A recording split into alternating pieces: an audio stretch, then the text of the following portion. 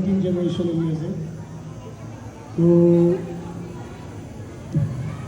With humble request, please don't compare me with my dad, क्योंकि वो तो एक ऐसे लेजेंड पैदा हुए थे जो 1000 साल में कोई एक पैदा होते हैं।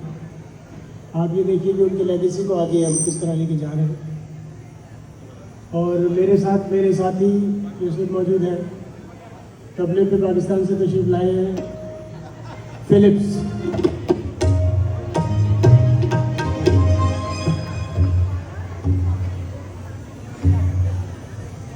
और कीबोर्ड पे मेरे साथ अख्तर अब्बास,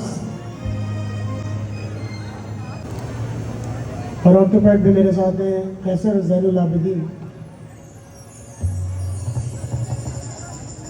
और इनके काम का जादू आज आप देखेंगे कि ये पाकिस्तान से